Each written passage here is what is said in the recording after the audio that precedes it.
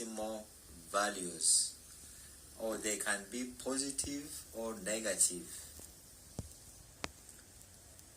The way that a variable is measured determines its classification.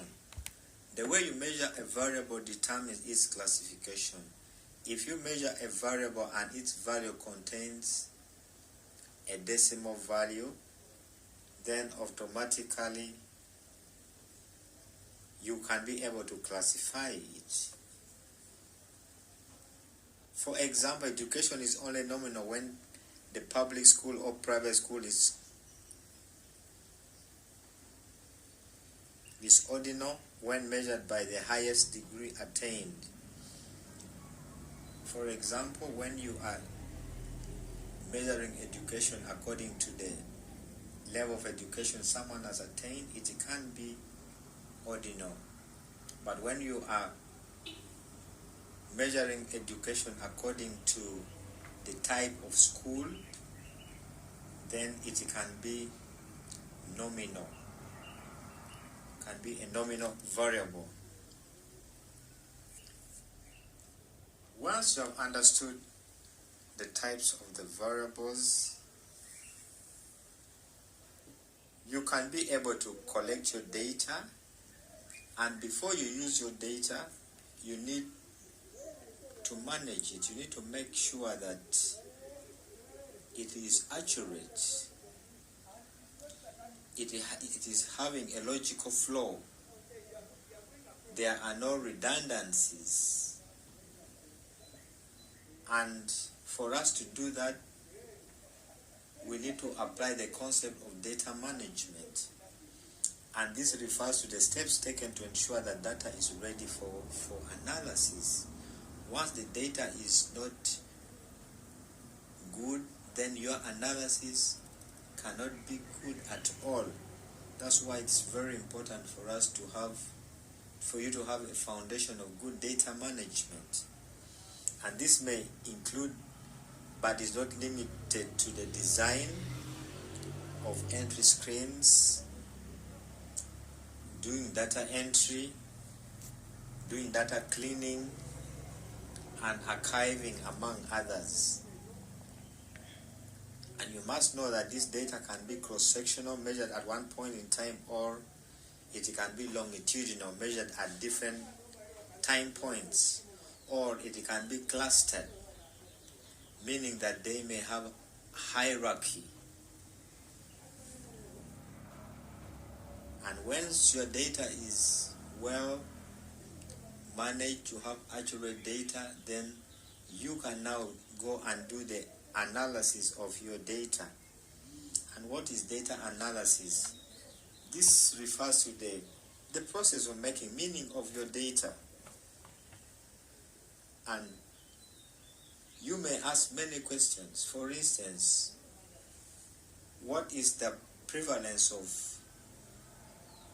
a condition in a certain area? That could be your research question. Once you have the data, you can be able to get the percentage, or the incidence, or the proportion of people who have that condition in that particular area. So you can do your analysis and get meaning out of your data. And data can be summarized. There are various statistical methods or ways of analyzing your data, and this depends on a number of factors. Once you have got your data, you must make sure that you summarize your data, and this can be through tables, you can use graphs, and you can use a pie chart. You can also use more advanced statistical methods that can be used depending on the nature of the data set. And you can ensure that data is checked in the field or office after entry to ensure it is what? It is clean. And the researcher can create SPSS syntax to check the data for errors, and data should be complete, accurate, consistent, and timely.